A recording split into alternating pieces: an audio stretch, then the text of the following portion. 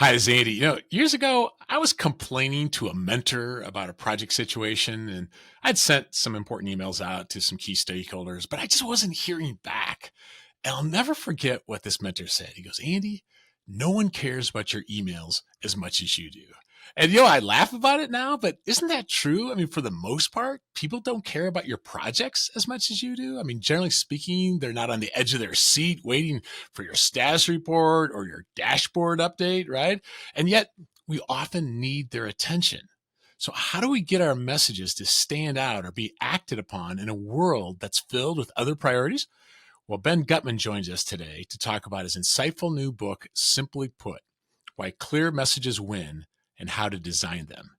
Now, you could think it's a book for marketers, and certainly it is, but I would argue that all of us leading projects and teams are marketers, whether or not we realize it when we're crafting our messages. And Ben's book is filled with ideas to help us design messages that are understood and acted upon. In today's discussion, Ben will talk about what he means when he says to keep messages simple. You're going to learn what it means to keep messages fluent and beneficial and salient. Ben will explain how to cut out fluff in your messaging and even why you benefit by welcoming an enlightened idiot to your messaging. It's a conversation I'm looking forward to sharing with you. Hey, quick note. I want to invite you to join our Lead 52 family. I know you want to be a more confident leader. That's why you listen to this podcast. Lead 52 is a global community of people like you who are committed to transforming their ability to lead and deliver. It's 52 weeks of leadership learning delivered right to your inbox, taking less than 5 minutes a week, and it's all for free. So learn more and sign up at getlead52.com. Let's jump into today's discussion with Ben about his new book, Put Simply. Ben, thank you for joining us on the People and Projects podcast. Well, thanks for having me, Andy. It's great to be here. Yeah, I'm glad this worked out. I'd like to start with an experiment. How would you explain your book in 2 sentences and then in 2 words? Kind of put you on the spot. And then what would be the value of even trying to do something like that? Oh boy, so that reminds me of what I've been telling a lot of people recently, which is I wouldn't recommend anybody writes this book ever again, because every single bit of it, between the title, the subtitle, the back copy, the Amazon stuff, every single bit of it's going to be judged about, well, do you get the point across? Are you doing it? And then every time is that fluff? Podcast, he didn't take that fluff out? Right? Yeah. So it's a lot harder to kind of walk the walk on this book after the fact than it would be a lot of other topics. But that being said, simply put, how I describe it is it's science-backed lessons about how to communicate with clarity. I can go, another 208 pages about it.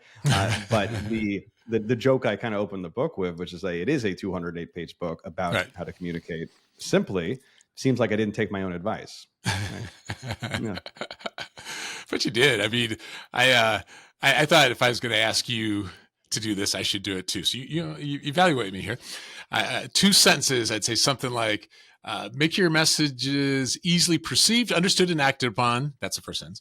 Simple ideas stick and simple messages win. That's the second one. So I think that's along the lines. I was really struggling with the 2 words on this one, Ben, because I wanted to say write simply, but that doesn't necessarily get to the audience aspect of the benefit. And so I just said simple wins. So I don't know. I don't know. It's tough simple to get it down to 2 words. Oh, yeah. And well, the part of the reason why it's hard too is one of the things I talk about later in the book is about minimal messaging. And that's kind of what we're talking about, getting it down to a certain number of sentences or words. That is correlated with simplicity, but it's actually not what we're looking for. What we're looking for is the least amount of friction. So sometimes that 3rd word might make it a lot easier for you to understand than just those 2. Yeah. Yeah, absolutely. So let's actually build on that one, Ben, because a clear message in the book is that simple ideas stick and simple messages win. But when it comes to simple, let's start with what you don't mean, because I think that's a little bit where you're going there, right? And then I'd love for you to share your definition of simple. Yeah. So I said before, so simple is when a message is easily perceived, understood, and acted upon. That's the definition that we worked with on it. And what that correlates with, what kind of connects when you talk to a cognitive scientist, is this idea of fluency. And so that's really what we're operating on when we're talking about how to communicate in a way that matches all those things. And we know the word fluency, right? Like you can be fluent in English or Spanish or Mandarin, but if you ask a cognitive scientist, the word fluency describes how easy is it for you to take something from out in the world, stick it in your head, and make sense of it, right? And when things are more fluent, well, you're more likely to buy them or to like them or to trust them. And when things are less fluent, the opposite is also true. Don't want to buy them, you don't trust them, you don't like them, and that's obviously not what we want when we're trying to communicate, right? So I kind of skirted past your your question there a second, but I wanted to make sure I touched upon the kind of foundational definition of fluency and of simplicity and why it's important, rather than making sure that I didn't want to leave that on the table necessarily. I thought that was important to kind of start with. That's good. Yeah. I just think of simple certainly doesn't mean easy. And like you said, simple doesn't mean minimal for the sake of minimal. And so also I thought in your definition of it in the book, it's one thing for it to be easily perceived. It's one thing for it to be easily understood, but it has to be acted upon too, right? And so all three of those, so it's not simple just for the sake of simple, it's to achieve those three things, right? Oh yeah. I mean, so you mentioned before that we're all marketers. Yeah. That's 100% true. So I ran a marketing agency for 10 years. I teach marketing in a university, but this is something that is applicable to anybody who has to inform or persuade, right? The two things that we do when we're communicating. And that can be a politician, or an advocate, that could be a faith leader or a teacher, that could be a parent, that could be a spouse. And of course, that could be a project manager or a leader, an entrepreneur within a business. And because at any one of those interactions, well, we're trying to get something that's from inside of us to somebody else, and then hopefully have them, make the change in the world that we want them to. Yeah. Yeah. I just thought, there's so many things I like about your book. I mean, your diagrams are appropriately simple, like easy to follow in that, which I appreciate, but also your examples. So you mentioned fluency just a little bit ago. If I recall from that chapter, like there were stock tickers that if it was easier to understand, like Google's is easier to understand what it does. And then you had some examples of other ones, but what are some other just examples off the top of your head of ways that something is more fluent by that definition or not? Yeah. So the example you're referencing is a study done a decade or so ago, where researchers looked at the different stock symbols of companies going IPO, and for everybody listening probably has seen the ticker symbols, and there's ones like Google that are just GOOG. You can read them; it's pronounceable, Goog. And then there's ones like Verizon, which is VZN, and it's a lot harder to read. You can't pronounce that. And so they looked and they said, well, let's take all the companies that are easy to pronounce, the ticker symbols that you can verbalize, and then the ones that you can't. And let's see, well, one of those is easier to kind of stick into your mind, and one of those is a little bit harder. It's there's not really a home for it. They looked at them at their IPO, and they looked at them over time. And what happened was the companies that were more fluent, that were easier to understand, if you invested $1,000 in them on the day they opened, versus the ones that investing $1,000 in the other ones, you'd be up by $80 in the first bucket, in the more fluent bucket.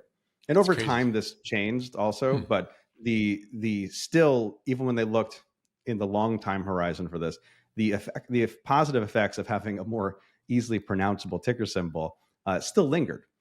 And so that's a wonderful example. It's kind of a little bit of an absurd example of how important fluency is, but we see it in a number of different research venues, where they look at text that is written in an easier to read typeface versus one that maybe is blurry or a little bit kind of all smudged up.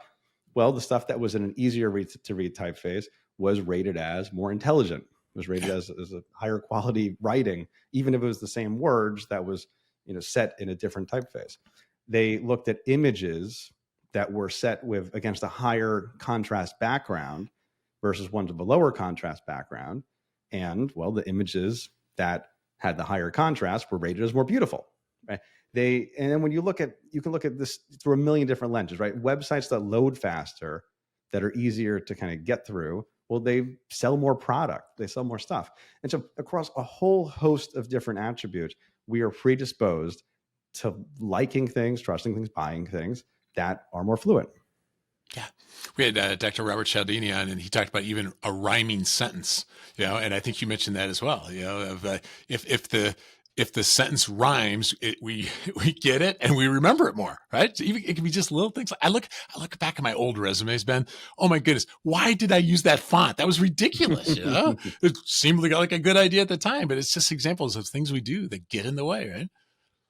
Oh yeah, and I'm glad you mentioned Dr. Cialdini. So his book Influence was one of my favorites when I was learning marketing back in college, and it's actually what I look to the most as a possible kind of North Star kind of guide stone when I was putting this book together, because there's an incredible amount of research in that book, and it's incredibly. I mean, the book's called Influence. It's also very influential of a book in terms of the space, and that's what I sought to do as much as possible, was that I didn't want to just give somebody like the war stories of running an agency. I wanted to make sure that everything in here was science backed, because that's what I was curious about. And so I'm very happy to hear that. Yeah. So check this out. A client told me once that they learned when they were making pitches to their customers a really important lesson. He goes, what we used to start every presentation with was almost like the equivalent of an about us page, like here's about us, and here's what we do. And, we are this and we're recognized this. And he goes, they eventually realized that they were losing people right away because it was anchored in his own company, not in the audience. And they actually gave it a name. It's the we do, they call it, which sounds kind of immature, but they now seek to avoid the we do and try to anchor it in the audience. And I thought of that when I was reading your book, because you discuss the idea of beneficial messages, or as you say in the book, it's not the whole, it's the drill. So would you tell us what you mean by that? And when you say our messages need to be beneficial, what you mean? Oh yeah. So the sentence that I tell my students every semester, and I tell them, if you forget everything else in this entire course, if you forget everything else you learn in your entire degree here, but you remember this, you will be ahead of most other people in marketing, most of people in business. And I can't take credit for it. It's Theodore Levitt, a professor from the 60s at Harvard. He said, people don't want a quarter-inch drill. They want a quarter-inch hole. Yeah. People don't want a quarter-inch drill. They want a quarter-inch hole. They don't want the thing. They want what the thing does for them.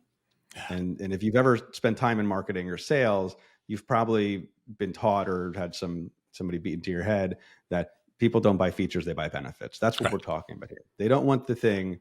They want how their life is better because they have that thing. Yeah. So Apple, so you give the example, was it the 1,000 songs in your pocket? Oh yeah. One of the best marketing taglines of all time, right? They don't go out and say, hey, we have a 4 gigabyte hard drive or an 8 gigabyte hard drive or this much battery life or this many pixels on the screen. They say it's 1,000 songs in your pocket. And then you immediately understand what the benefit is. Even 20 years later, it still hits. Right. Yeah. And I seem to recall you had the Army one, be all that you can be, not army of one. And one, I mean, both of them might be somewhat clever, but it's one about you and the other is, what does that mean? Or Brown delivers, or I can't remember. You had all kinds of like UPS. You had all kinds of good examples. Yeah. It's funny. So I was talking to a veteran the other day, and he was calling out that same example. He was saying, well, when he was in the military at the time where they did the changeover, and he was confused at the time. And so why are we changing from this one that was about kind of self-actualization in a way, which is, be all you can be, to this one that was more kind of institutional centered. So I was interested to hear his perspective of it from that moment. Yeah. You also talk about messages being salient, which I took a meaning as they just stand out from the noise. So at least part of that chapter was the importance of constraints. So what are some examples of how you have used constraints to make more salient messages? Oh yeah. So salience does it rise to your attention? Does it, is it noticeable? Is it zig when everybody else zags, their contrast? And that is often, I believe, achieved by embracing constraints. So to do something that's different than everybody else, well, you play by rules that are different than everybody else, you're going to end up with different results.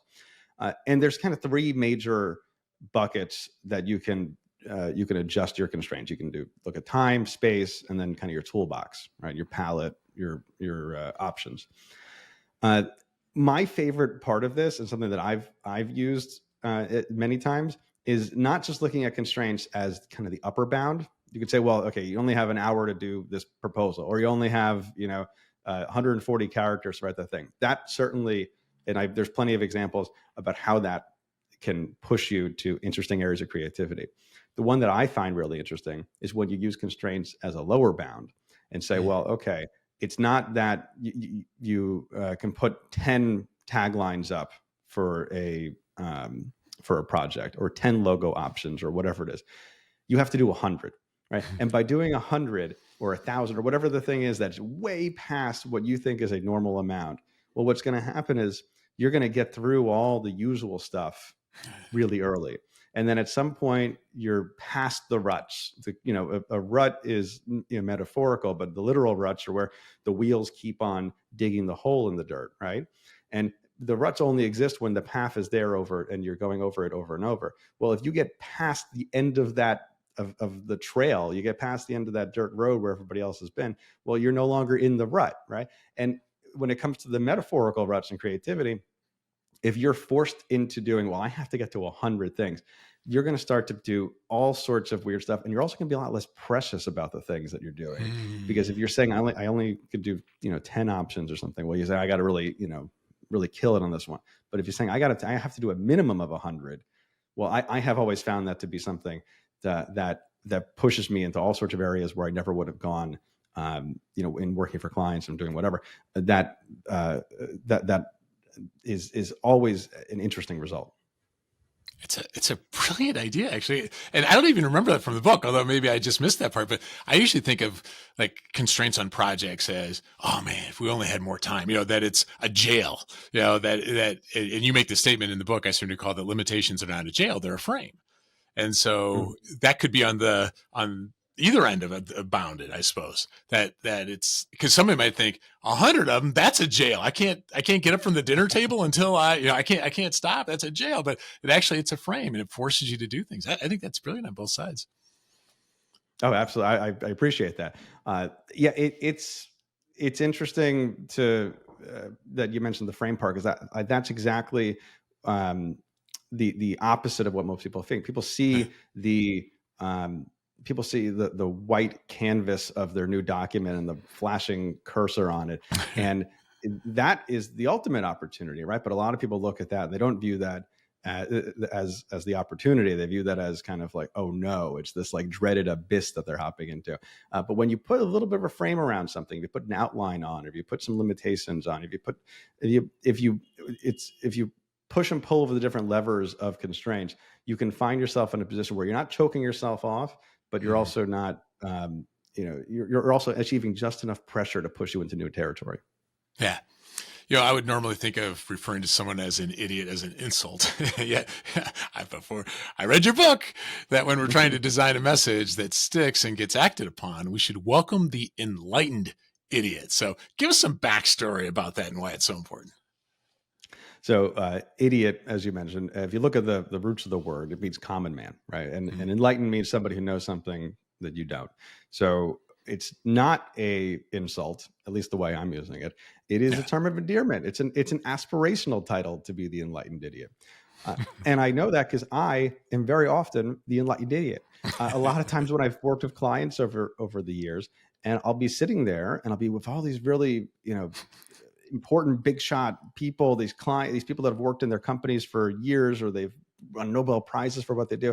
And I could sit there, and because I am the outsider, I have license to say, well, what the hell do you mean by that? I have license to not understand something.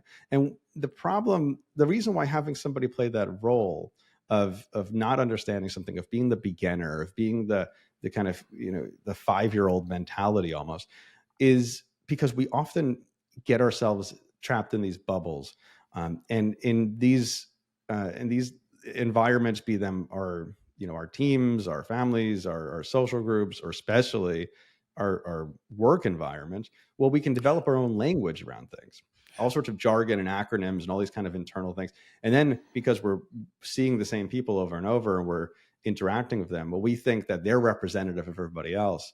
And so what we understand is what everybody else understands. What we know is what everybody else knows. What we want is what everybody else wants. But that's very rarely the case. Researchers have looked at this for a long time. It's called the false consensus effect. And I like mid-chip ice cream, right? I might think, well, I'm a pretty normal guy, therefore everybody else probably kind of feels the same way. And so everybody else kind of likes mint chip ice cream, right? That's probably the most popular one. And so I might look at the population and say, most people like mint chip, some might like chocolate, some might like vanilla. And then, I'll just assume that's the case and I'll just start spending my ad money doing whatever. But in reality, well, I'm probably not actually that representative of the population. And you look and say, some people might like mint chip ice cream, but others might like chocolate. More people might like vanilla or cookie dough or something else. And this applies to ice cream. This applies to politics. This applies to business, is that we often think we are prone to thinking that we are more representative of the population as a whole than we actually are. Yeah. I think it's easy to see that in politics, when people are in their echo chamber, but I think it's less easy to see it in ourselves when we are going with those biases. And I see there's this line that I thought was really clever. You said something like, testing your idea with others is like the biggest no-brainer out of the book, and yet likely to be the most ignored, right? Wasn't there something like that in your book? And I think it costs you very little. I mean, you could spend a lot if you wanted to test market something, but it could literally be picking somebody off the street or in another department and say, hey, come here. If you heard this, what would you think? Right? I mean, it could be that simple. Oh, yeah. And I mean, it is the biggest no-brainer. It is the most useful thing it can do. And it will be the thing people don't do for two reasons. Number one is it's awkward. I mean, I've done it. I've gone and stood on the street corner or on the concourse at Grand Central Terminal and had to ask people about this or that and get their opinions and their feedback on something. And it's really awkward. You flag people down. They're like, what the hell are you talking about? Why are you bothering me? However, the secret is once you do it like 3 times, it gets a lot easier. It gets a lot more comfortable. But that part is there. But the bigger piece of why people don't do it is because we're often afraid that the feedback we're going to get is not going to be the feedback that we want. We're going to get negative feedback. People might not like it. They might not get it. And well, oh man, is everything we did, is that for waste? And so instead of getting the response there and getting the kind of thumbs up, thumbs down, we'll live in this kind of area of unknown a lot of times. And we'll just say, hey, you know what? It's the quantum state of like, it's both successful and not successful at the same time before I check it. And we're going to push stuff out and push forward with things that might not resonate because we didn't spend the brief period in between of testing it. I think you're right. And I think back to your false consensus effect thing. I think the other reason why I might be inclined not to do it is it's just intuitively obvious, a good idea. It's brilliant. So why should I have to ask anybody? So between all those factors, we don't do it, but it's a no-brainer. And it's just one of the many ideas people can get out of your book. And I mentioned this to you before we started recording, but I typically write like I speak. I've heard some people say it's a bad idea because it could get too wordy, but I also liked your advice in the book to talk like a human to a human when you're getting your messaging. So what are some examples of how we don't do that and why it's such an important idea? So in the stories in the book there, which I love, which a few years ago, I went to dinner with some friends and one of them was working at a company that was plastered all over the news. It was made fun of on the late night shows for some product recall or something they were doing. And of course, first thing out of another friend's mouth is, so what's it like over at XYZ? And the friend goes, well, it's unfortunate these events occurred, however, and dot, dot, dot. And before they could finish the sentence, we all just burst out laughing because nobody speaks that way. No human has ever said, it's unfortunate that these events occurred. That's just not how people talk. That's how a press release talks. That's how a lawyer talks. Somebody in a stiff suit behind a podium might talk, but that's not how a human talks. And it's just a perfect example of the difference between those kind of two modes. A positive example in that regard is a number of years ago, KFC in Great Britain, they ran out of chicken. The worst thing that could happen to a chicken restaurant, right? They ran out of chicken. And they had to close a bunch of their stores. It was a big thing. People were saying, is this the end of KFC there? What's going on? And they came out, instead of with a formal apology or something kind of stuck, like stuffy rather, they came back with an ad that said, instead of KFC, it said FCK in the bucket. So they said, well, a chicken restaurant without chicken is not ideal. Sorry, we screwed up. And that all of a sudden turned the narrative of that conversation on its head. And it went from being this big PR disaster for them to being this big PR win for them. And it generated so much positive buzz on social media, on again, late night shows and blogs everywhere else. So it's a positive example of what it means to do that. The best way to get there is by talking, is by say your message out loud. If you can, you can talk to the mirror. Best thing is you go talk to your audience, like we just talked about. But if you can spit out what is on your website or in your presentation or in your email with a straight face, then you're going to be a lot more successful than if you just kind of write the words that are reading words and not speaking words. Yeah. I seem to recall, was it Domino's Pizza years ago where they're like, what we figured out is our pizza just doesn't taste good or tastes like cardboard or whatever. Yeah. It was like an example in some ways of KFC of just say it how you'd say it. Like, man, this pizza sucks. and then people read that and they're like, well, okay, at least they understand the truth, right? Oh yeah. And whenever a brand does that or a big public figure does that, it always gets this positive response. I mean, I remember years ago, when the Affordable Care Act passed and Obama gets off the press conference for it, Joe Biden leans over at him and says, "This is a big fucking deal," and all of a sudden, it was on a hot mic, and that became this like slogan that was sold on like campaign merchandise and everything else, and it was because it's this moment that people see this kind of humanity in somebody, in a person or an organization that sticks in a way that all the other kind of fancy words that were said before, they just kind of get lost.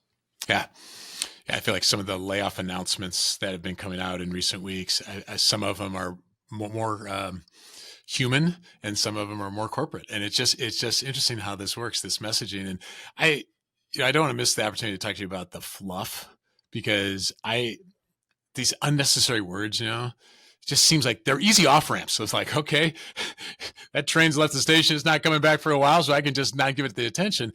And this is kind of consistent with something I said before, but it's easier for me to see fluff in a book that I'm reading or an article, but it's more difficult for me to see my own fluff, right? Because it's not fluff to me, it's important to me.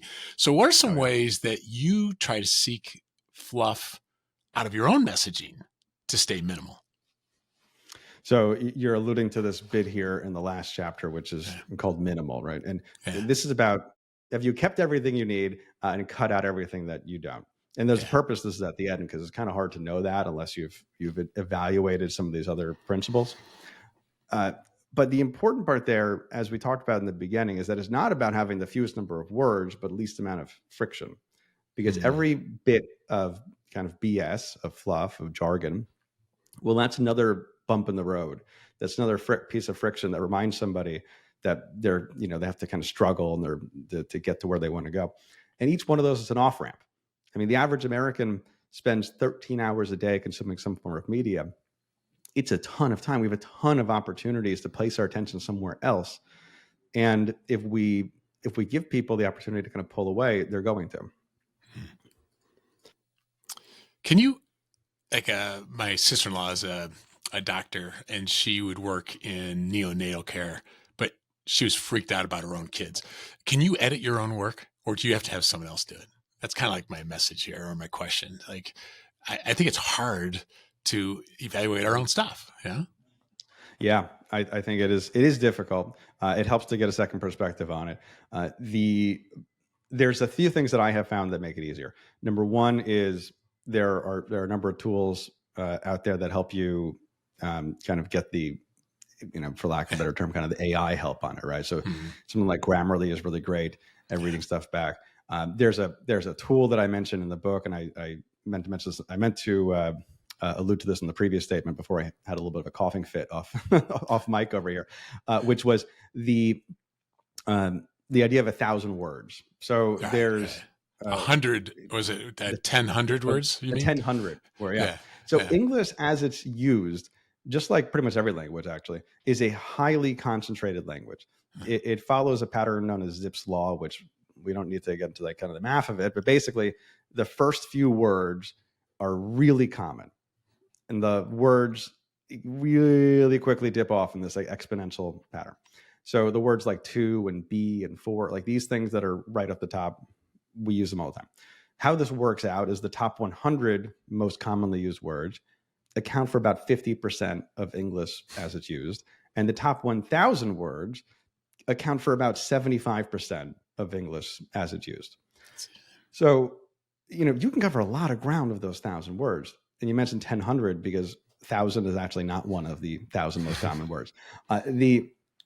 There's an author, Randall Munroe, who wrote a best-selling book called Thing Explainer, where he's a web comic, and he explains things like the nuclear bomb and microwaves and the light spectrum using just the 1,000 most common words. And there's some funny bits in there because you can't use a lot of this technical work. But if you just look at this as a device, well, you can kind of start there and then build up into adding the words that are kind of necessary instead of throwing the whole throwing the whole thesaurus at the wall and just trying to kind of drown people in jargon.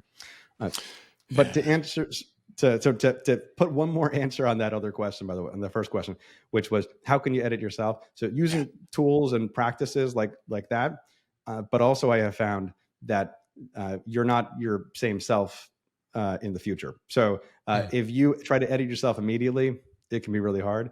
If you wrote something yesterday and then tomorrow you're editing it, or today or a week from now, whatever it is, well, that's a different person. It's not my words anymore. It's past Ben's words, and I don't care about him. I care about present Ben, and so that ends up being a little bit of a cheat code in terms of fine tuning your own work. That's good. That's really good advice. Just a little bit of gap of time. Yeah. I can't tell you the number of times that Grammarly has saved my butt in this. It is, I think, masterful at reducing words, not just better grammar, but just cutting stuff out. So that's definitely been good. And, getting, there was a time, I don't do it quite as often, but I would do grade level analysis in a tool like Word. And that jumped out to me when you talked about that boomerang study, was it? That it looked at grade level of it. Like I would tend to think bigger words means Ben is smarter. But would you mind mentioning that finding from that boomerang study and how it related to emails? Yeah, so Boomerang, which is an app that kind of plugs into your email, in case you're not familiar with it, it is they analyze thousands and thousands, millions and millions of different subject lines as part of their work. They found that the best open rate is, I believe, a third grade level in terms of the how a subject line is written, and this jives with a few other interesting studies which I found, which all point to the same direction, that the bigger words, the more jargon, the more acronyms and technical language, well, that's all associated with the opposite of what we usually intend for it. It all makes it kind of look stupider. The one of the studies, they took grad school application essays and they took a pile of them and they copied them, went to the thesaurus, changed all the words to be bigger, fancier language, and then they took those two piles and they sent them to different evaluators. And the judges came back and they said, well, the ones that are the regular language, okay, these are smarter. And the ones that have the bigger words that were swapped in, the more technical language, the more jargon, well, these guys are actually, we're not going to admit them. We're not going to take them. The authors are less intelligent. The same exact material, but by just making it more complicated, well, we're kind of going in the opposite direction of usually what we're looking to achieve. Yeah. So once again, to me, is a little counterintuitive, but after you said it, make it more simple. And so, I mean, there's so many things I'd love to talk to you about, Ben, but one last one, and you kind of alluded to it in passing. How are you personally using AI with your own messaging these days? And what ways do you think this could actually be a good thing for us and help us? And anything you think it could actually maybe hurt us? Oh yeah. So I mean, this is one of those things that everybody in marketing is talking about, or at least thinking about. Is what does it mean to be a marketer in 2024 and beyond, right? Right. Yeah. I think that this is the industry that is probably going to be kind of at the forefront of adopting any of these AI things, because we're often in the business of just kind of creating content, and there's monetary incentives, and there's lots of stuff to fill, right? Websites and social media accounts and all this other stuff. So it is particularly top of mind. That being said, I tell my students, listen, like if you're gonna, the cat's out of the bag, right? Like it's you guys are college seniors at this point. I'm not teaching you how to write in terms Yeah. of like your proposals for this class. I'm going to be judging you based off of the ideas and the and how you pitch them. And so in that scenario, if you're going to use ChatGPT or Midjourney or something to help you do it, here's the responsible way to do it. And it's for me in my particular situation there, it's not the end of the world. I think it's something Right. I'd rather have them use responsibly Yeah. than to pretend like it doesn't exist. So that's kind of one piece of it. The other thing that's interesting is another friend of mine actually took the lessons in this book, created his own GPT based off of it, and then used that to rewrite his own marketing emails. And this was pretty cool. So what he did was he took his original email, he sent that as an A/B test. So the original one was A, ours was B, and then he looked at the results, and our email got 50% more click through rate. So listen, that's a small sample size. It was just a couple experiments, but I was really happy to see that. I mean, so Yeah. that's an interesting Yeah. unintended consequence of all this stuff. But my view is I'm cautiously optimistic about AI, and I think that it's immediately more useful than a number of the other technologies that we've kind of fawned over in the last few years. So we'll see what happens. This is one of those things also that is by the time this episode is hitting your eardrums here, it's going to be outdated. So, Right. who knows? Exactly. Yeah, I imagine so. But I mean, we've probably been using AI with our writing more than we realize, with capabilities within Word and Grammarly and all of that. But I love the capability of saying, here's what I wrote. Would rewrite it as if a 10-year-old could understand it, or it just more like the assistant, like do a first pass through this, give me feedback on it. And I don't think I've ever taken anything directly out of it and said, go with that. But it's as an assistant, like you said, it's not the end of the Mhm. world. It's just going to be there to be our assistant. So I don't know. I think And that's that's as it's built right now. That is the best use case for it. Actually, that yeah, is what it is best at. Is taking something you wrote and saying, "Hey, can you shorten this? Hey, can you simplify this? yeah, Or hey, can you, yeah, maybe expand upon it, depending on what it is." That is actually what a large language model is really good at. The yeah. stuff that everybody else is relying on it to, which is we're going to use ChatGPT to help us beat the stock market. That stuff is not. We're not there yet on that. Mhm. Yeah, yeah. Well, I gotta tell you, for those listening, regardless of your title, as Ben and I have talked today, you're a marketer. And Ben has written a book to help you design messages that can be more easily understood and acted upon. So I recommend you check out his new book, Simply Put. I put links to the book and the book's website in the show notes of this cast. So, Ben, thank you for joining us on the People and Projects podcast. Thanks for having me, Andy. This has been a ton of fun.